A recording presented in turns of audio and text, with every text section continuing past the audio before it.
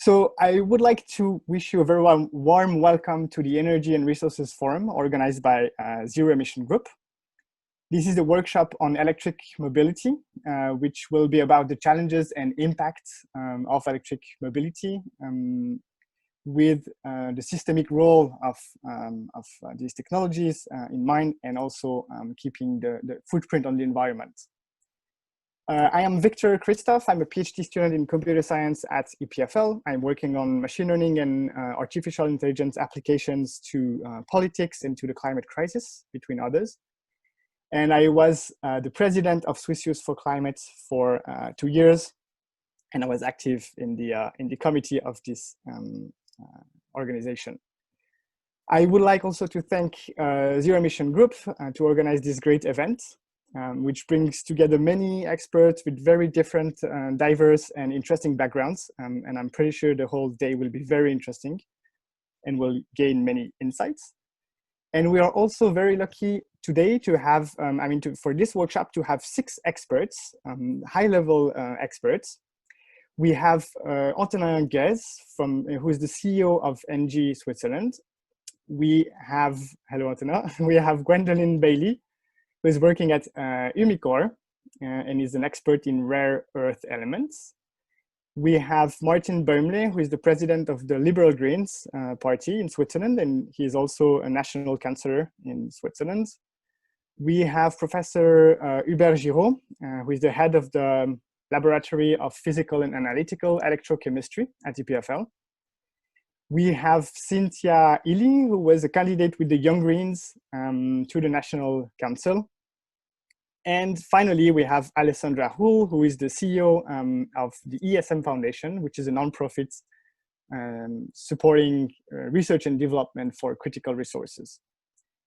The structure of the workshop is the following. We will start first by a presentation by Alessandra Hull on the criticality of resources in electric mobility. This will last approximately 10 minutes. And then we will split all the participants into breakout sessions. And each participant has been assigned to one room according to the preferences that you registered when you sign in for the event. And each expert will participate to 2 breakout sessions, spending 20 minutes in each room and giving their own point of view on those 5 different topics. And at the beginning of the very first breakout session, you will have a short tutorial on how to use Mural, which is a platform that you will use to support your discussions. And after that, we will have 30 minutes for a synthesis. And during this synthesis, we will go over each topic, and I will ask the pairs of experts who participate to the discussions to give a summary of the discussion that they had on each topic. And after the workshop, there will be a networking event between 12 and 2 p.m. So with that, again, if you have questions, don't hesitate to ask them in the general chat, and we'll try to pick them up after the breakout session. And I will now ask Alessandra Hull to prepare her slides, and whenever you're ready, you have the floor. Thank you. I'm unmuted, right?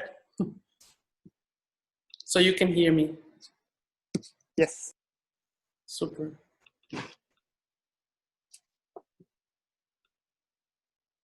And you can also see my screen? Yes. Yeah, thanks. So yeah, thanks for asking me to have this short introduction. So I was asked to present on the criticality of resources in mobility, and I already apologize. It's a very large topic. So what I want to do is just to briefly outline the concept of criticality, and then use the example mostly of cobalt for batteries. So I know that's not the only way of a clean transition to mobility, but you have to make choices.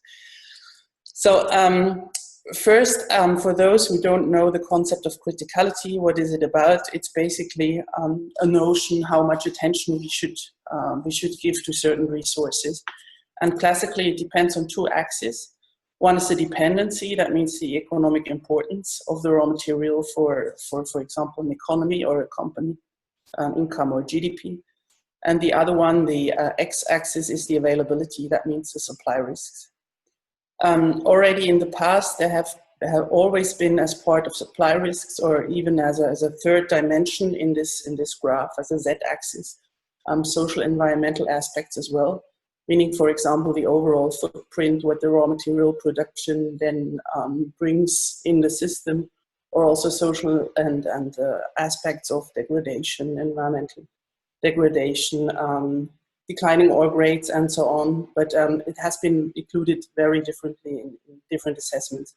Today, I must say, we're experiencing more interest in these factors as well. Because especially companies today, the corporate social responsibility, also in the criticality, there's a high demand of including these aspects as well. When you look at the EU, this is the EU criticality assessment of 2017. So in the moment, it's already a little dated because there's a new assessment already, which will be published very soon. So you see here how cobalt and lithium scored in 2017. It's a little bit in the middle range of all the materials they screened in this assessment. Lithium very tightly, but didn't even make it for being critical. So you see here on the left, it's indicated in blue, not in red. And the reason for that is that the economic importance then was not as high as it is today. So actually, they usually take the 1 year and look how the dependency is. So this has grown substantially since then. And you also see that both don't score that high in the supply risk, which is maybe a little bit surprising, especially for the cobalt. But it also shows us that the EU assessment actually doesn't take these, for example, environmental and social risk as a strong indicator as other assessments do, where the cobalt is screening much higher. This is just the slide just shows the projected demand of cobalt and lithium. This is a McKinsey study from 2018, but I think it's quite kind of realistic assumption. Usually, if you do the projections for much longer, it doesn't make so much sense because of technological changes. So they projected from 2017 to 2025 the lithium demand for batteries increasing in the 6-fold and the cobalt for the 3-fold. Why is it less for the cobalt? You probably know that it's because of battery chemistries that actually lower the cobalt demand, so this is included in this projection. Here you see some of the origin countries of the major battery materials. And what is important, especially for the cobalt, is the high concentration. So actually almost 70% today are sourced, of cobalt is sourced in the Democratic Republic of the Congo. This is not foreseen to go down, on the contrary, it's foreseen to actually reach 75% by 2025. What you see on this metrics on the right is also that the overall reserves, although we're talking about frequently about scarce materials, the overall reserves are usually not the main problem with critical raw materials. So they are scarce, they are limited, of course, but the main problem of the availability is usually not the overall limit, but it's the increased energy use you have to put in. It's availability that has other problems related to them. Especially when we look at the cobalt, we know that the Congo is a very low developed country. There are many social issues such as child labor in the artisanal mining, bad working conditions, environmental degradation, and so on, that are really hard to control and to keep transparent. Also, maybe at the current moment, what is interesting is that there have been discussions about possible Ebola outbreaks for many years that we could have kind of put a halt on the cobalt mining. And actually, we don't know it yet, but I am wondering how the current crisis and this increased awareness of pandemics will actually change the criticality dynamics over time, especially in countries where the healthcare sector is so underdeveloped. How will supply meet the demand? You see also from this McKinsey projection mainly that it's not completely clear for the next 5 years. So there are few projects where we don't know which of them will actually develop. There's a small share of recycling, and we also see that the artisanal mining, where all these social problems are especially pronounced because there's hardly any control of what is done there, will still play a role, which is not the largest part, but still substantially and affecting many people. Also important when we look at criticality is that this is not only about the raw material sourcing, that you also have the intermediate products, the processed materials. You see the cathode materials, the cobalt in the cathode materials is I think 80% refined in China, so that you have the supply dependencies and these availability problems over the whole value chain that could be, that affects actually different steps also later in the cell and modules production, and then of course at some point in the car production. As you might know, Asia has much more integrated supply chains than we have here in Europe, and this also accounts for criticality. Also, with the recent development we're experiencing with increased resource nationalism and trade wars, this also will put a completely new dimension also to the criticality of these resources. So there was a long time when we actually were assuming that the trading between at least certain countries would improve, but at the moment it doesn't look like it. So as we know, the transition to electric mobility will only be successful if the overall footprint of the whole product and the energy use is in the end low, not only the energy use, also the raw materials use, the water use, and so on. And for this, circular strategies will be crucial. Actually, if you compare electric mobility, especially the batteries, with other use of critical raw materials, it's an extremely good application to implement critical circular strategies. Sorry. Why? Because you have these really large amounts of the critical raw materials, so it's actually economically viable. As you see here in that example, it's a Batrac calculation of the actual value of a battery. So this is a good case where you actually can look at the energy storage, something like a value storage for raw materials as well. Because often it's the problem that the amounts are so small that it's not viable. It's not in that case.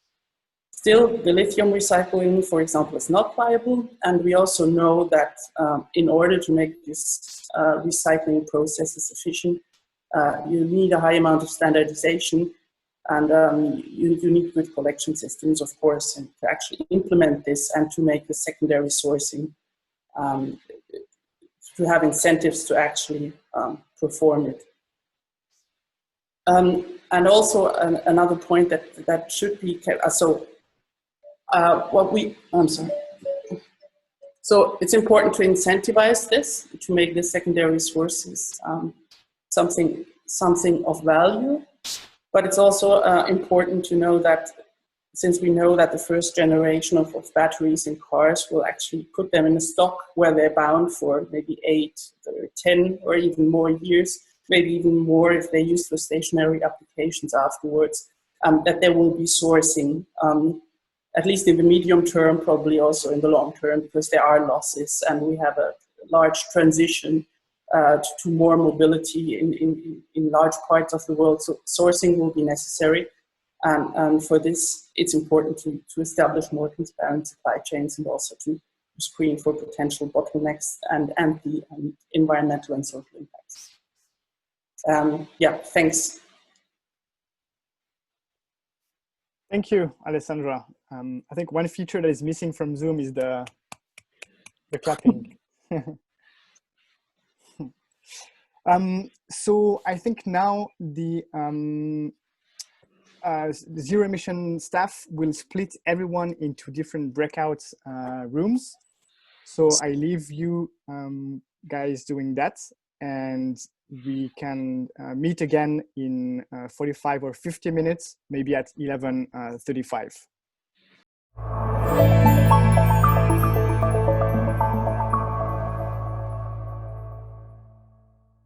Now I will ask everyone, I will take pairs of experts for one room, and you will have 5 minutes in total, so 2.5 minutes each, to give a short synthesis of what have been discussed in the topic.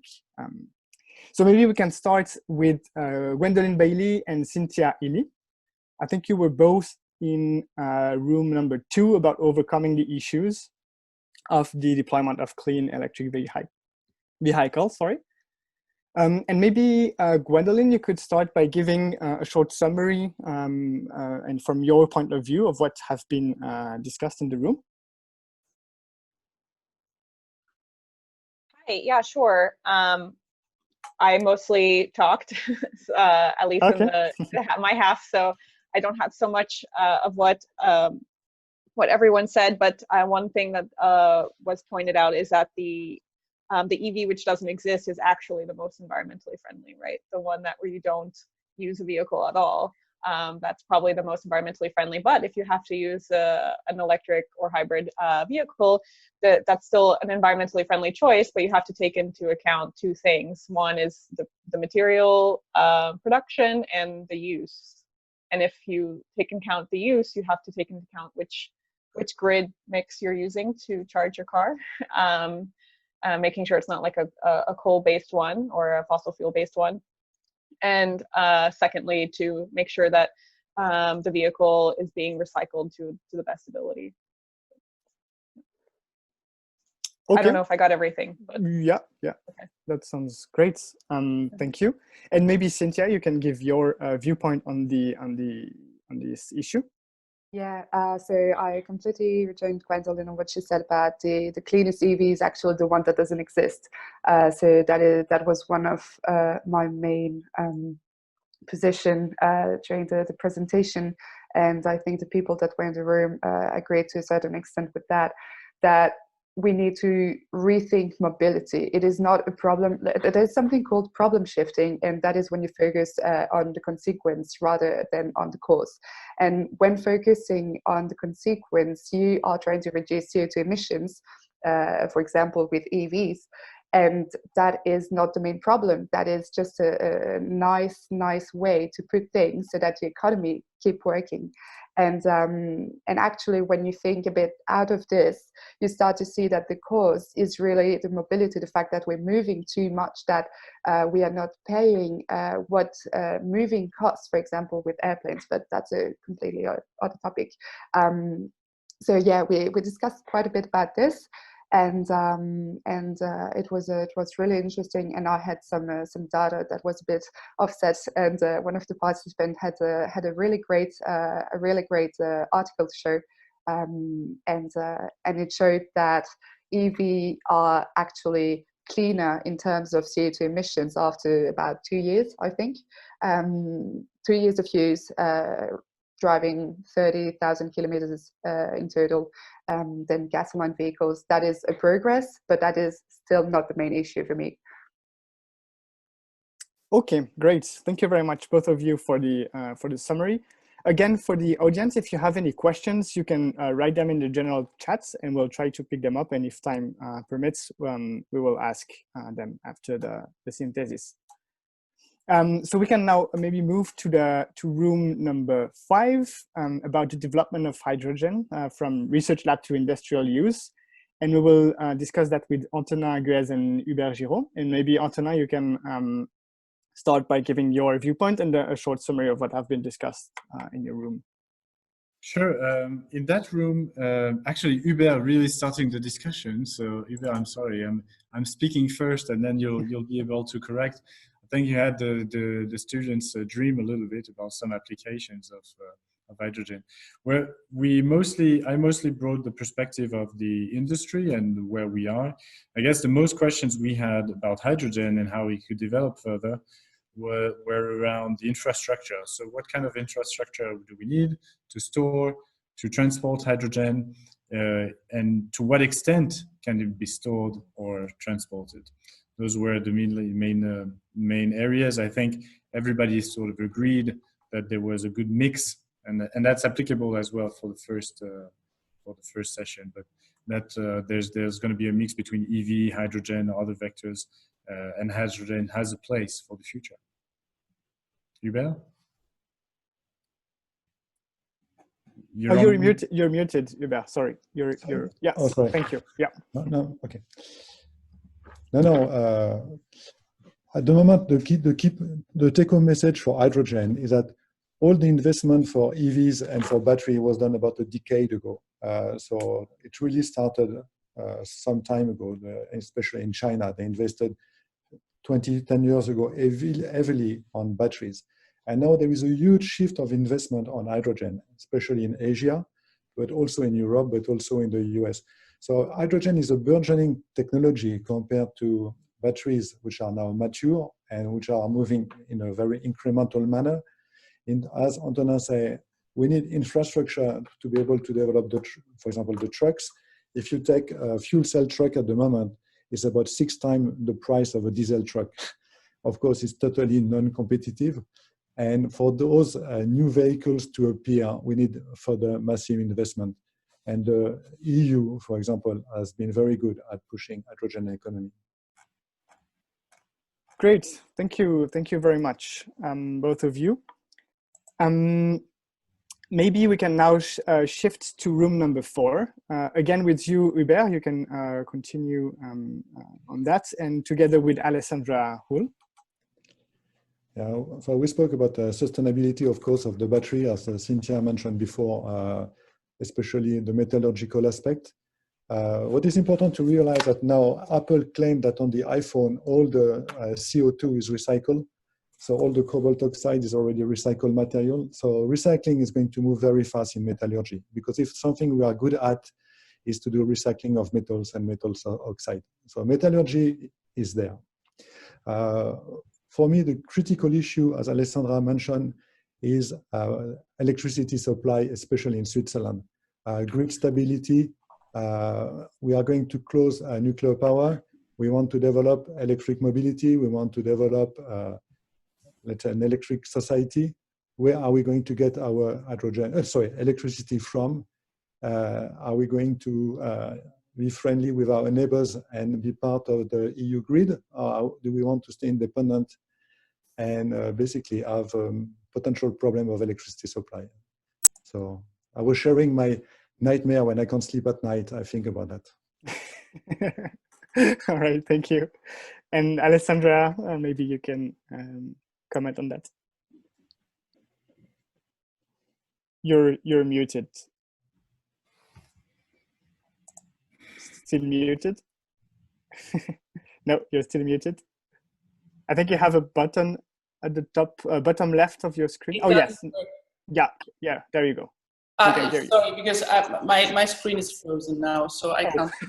Sorry, I completely second what Hubert just said. We also talked a little bit on the definitions of sustainability, and we didn't have so much time. But what I think became pretty clear pretty fast, that there are different aspects on material sustainability that you can take into account, like as recyclability or immediate ecological footprint, how long you can take it in the cycle, but also what are the production costs? Does it cause problems elsewhere? Is it scarce? And that somehow that can be actually trade-offs you have to take into account when you decide on more or less sustainable solutions. We also quickly touched on the topic of who is actually responsible for material sustainability, and the answer was that you can't just put out, spot one stakeholder and say it's them, it's the consumers and it's the industries and it's the governments that have to work together. But what was also mentioned is that actually the environmental costs of production use has to be somehow put in actual costs, especially for the companies. Yes. Okay, thank you very much, both of you. And now we can move to room number 1 with Martin Bäumli and Antonin Guez again. I don't know if maybe Martin, you want to start? Yes, I can start. So the time was also very short in our group. Yeah. First, it's clear that hydrogen has no public roadmap in Switzerland. I think this is a fact. But the CO2 law and also the actual law are really technology open for all technology. So also hydrogen has still more than 10 years is tax-free. So the chances for hydrogen are as good as for other technologies in Switzerland. And the new CO2 law will have in a climate fund, I think, two possibilities also for hydrogen to get chances. First, for pilot ideas, for pilot projects, but also for more with a business plan when you go in the volume. Because it's absolutely clear that without to come in a volume, the hydrogen as also technology have no chance against the fossils. That's the problem of the price of fossils, also with the carbon tax. We discussed then if when we have hydrocarbon as seasonal storage, if they're at the end be more central produced and stored or more decentral. And I think also this question we cannot answer today because we should be very open, technology open. It could be really that in a cartridge it makes much sense to store the gas and also to have a fuel cell in a quite local manner, or you can go in a central storage and also in a central power plant that is still existing in some countries, also has to rebuild. This could be the better path. We don't know now. We should be open here. That is very important. And also the electromobility, we discussed the chance of hydrogen in fuel cells or the battery in cars, which is the better way. Clear is, I think, it will be electric, the motor. It will not be a burning motor. But this also must be quite stay open at the end. So perhaps the most will be a combination of more technologies on the street and on the mobility in the future. So also here we should be technology open. So I think it's some sort of conclusion that we made in my group. Great, thank you, Martin. And sorry also for not introducing you correctly at the beginning of the workshop. So you're the vice president since 2017 of the Liberal Greens, but you're the founder of the Green Liberals also. And maybe Otona, you can comment on what Martin just said, or add information. Agreed. I wasn't, and that's the value of such workshops. Although Martin, I was in touch with the UREC-Kommission des Ständersrats. I didn't know there was this provision for hydrogen in the new CO2 law, so I'll be pretty keen on discussing it with you further. That's the value of the network. No, main questions was that came where how could really has to do with the infrastructure again, but it was more towards the mix of hydrogen into natural gas, the cost curve of producing or using hydrogen. There was an interesting question about the fact of the business being local. It's a local business for gas in a gas form. Yeah, that's. I'm not going to expand too much on what Martin just said because he touched on a lot of points, but that's where we were roughly. Great, thank you, both of you. And we can actually finish now this discussion by analyzing what has been said in room number 3. And this will be commented by Alessandra and Gwendolyn. I don't know who wants to start, maybe Alessandra, because you spoke second last time.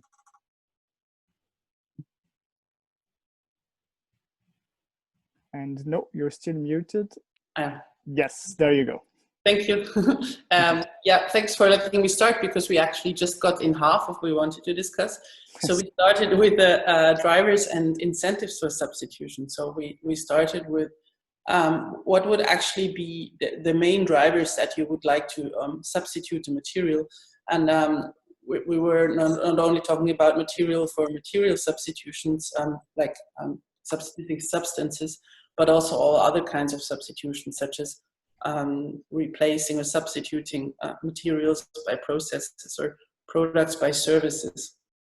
And we identified a few different drivers and brainstormed on that, like economic drivers, because materials could be too expensive, and physical supply risk, legislative issues such as materials being toxic. We also touched on the conflict mineral regulation that will be effective in the EU from 2021, which goes to social issues. of course, environmental drivers, how a raw material performs in that, and so on. And this is where where we would have liked to dive in deeper, but maybe Gwendolyn did that. Thanks, Alessa. Yeah, so what we did was kind of apply a case study to what you're talking about, Alessa, and we applied that to the rare earth elements for the electric vehicle motor production. And we thought about different solutions to be able to solve the problem of the rare earths for the electric vehicle motor. To be able to substitute that would be substitute the rare earths with something could be interesting for sustainability factors. To recycle the rare earths would also be interesting for sustainability, and also to come up with a different legislation to be able to mine the products more sustainably.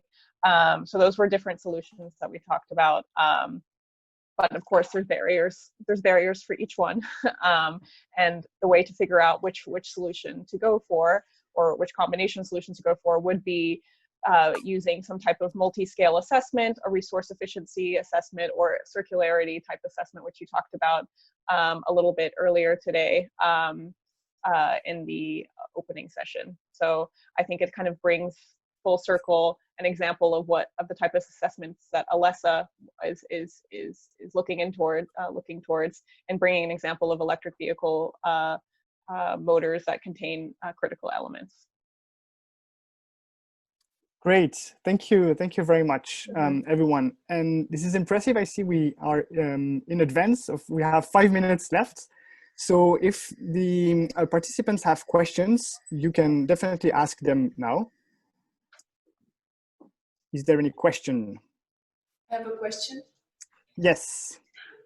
We talked a bit about how far we can go with electric vehicles, but also about the need of reducing the number of vehicles or the number of kilometers. But I was wondering how far, because we have more effort, let's say, in the technological part and less effort in the social part.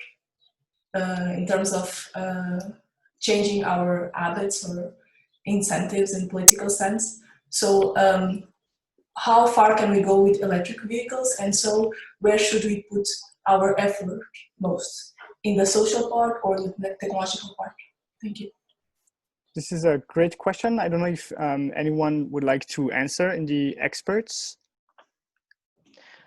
I can try just to say what I think would be my point of view is that, technological advancement, my position is that technological advancement is already quite there. We have quite an efficient electric vehicle motor and all this other things. So I think we're pretty good. I mean, things could always be improved, but what I think we should do is also incorporate assessments in material assessments, circularity assessments, etc., in order to really understand the full impact of any technology that comes on mass scale. So that's so assessments, whether that includes social factors as well or political factors, that's important. But I think that's the key first to do. I guess if we take a look at the full transition, there are 3 big levers: using green energy rather than gray energy or black energy, using less energy, absolute terms, and then energy efficiency, which is part of it. And in all of this, I'll agree with Gwendolyn, there's a lot of technology already available. If we talk about energy efficiency, it's not your point on mobility, but I'll make it just a bit broader. We all have the technologies to be a lot more efficient. So it's really a question of behaviors. And I guess your point touches on behavior with social investment. And so completely agree with what you said. There's a lot more to be done in terms in the business models and in the behaviors than in the technology itself. Of course, when we just had this talk about hydrogen, there's a lot of technical investments that need to take place because not all the technology is mature. The cost curve needs to come down, but we won't walk away from a huge social questioning. Yes, thank you. Maybe can we have also the point of view of the political experts on this question? I think that would be very interesting, either Martin or Cynthia or both. From my side, I can say the rebound effect that you mentioned is the right point. That is the most difficult point of every technology that is better. It's easier to go around with a Tesla with solar power than with a normal car, with a diesel car. And I think really social discussion, this must be important, but this is also discussion of price. If the mobility price is very low, as now we are all over the world, then it's very difficult to change the behavior of people. And perhaps also this COVID has some learnings for us that not each meeting you have to go by car or train or airplane. Perhaps some of them are really possible also with Zoom. At the end, I think Zoom is more efficient. But I'm not sure if after the crisis, the people remember this. But I think we have a more to do work on this topic. It's the more difficult topic to change the mind of the people than to develop technologies. Thank you, Martin. Anyone wants? Cynthia, yes. I was in her room, so I think she had my point of view on it. But yeah, I think there's a panel or a workshop about global digitalization, because I would like to agree with Martin to some extent that maybe we should consider Zoom meetings, but then there are other issues coming with Zoom meetings and with the energy that is used for the internet, and digitalization might not be the answer. So for me, and like for the Young Green Party, I think that we should focus on degrowth first, and then we can consider green growth, because actually if we try to have a green growth, it will still be a growth. And yeah, I shared some of my thoughts on the economic system we live in, that which is already heard. And yeah, I think that the main thing is degrowth. All right. First. Yes. Thank you. Thank you, all of you. I think we're reaching now the end of this workshop. Maybe just a few points that I've extracted from this discussion is, if I can try to summarize that. So basically, both in terms of recyclability, the deployment and development of hydrogen, everything, the technology is there. We're making great progress. But there are, of course, barriers, especially regarding also the price of the electric vehicles, and their investments and regulations will be very important in Switzerland, in particular with the CO2 law. And I think that maybe the most important thing is really to rethink mobility from a systemic point of view. And like I think Gwendolyn, you said that at the very beginning, that no vehicle is better than anything else. So maybe also there is a discussion to have there. And finally, also the source of the power source is very important. If we are powering our electric vehicles by coal, it's a bit useless. And I think there will be a great workshop this afternoon on renewable energy, and I hope they will also touch a few points regarding this aspect, as well as nuclear energy as well. So on that, I would like to thank all the experts who participated to this workshop. Thank you for your time and your inputs. I think that was very valuable. And thank you very much also to all the participants, because otherwise, without you, we wouldn't have been able to do that. And I would like also to thank Zero Emission Group for the great organization of this forum today. This is a very large event with many great intervenants. So congratulations and thank you very much for that. And there will be now there is now a networking event during the lunch break. I'm not exactly sure how it works, but I'm pretty sure the Zero Emission staff will give you information on that. So thank you, everyone, and I hope to see you soon. Thank you.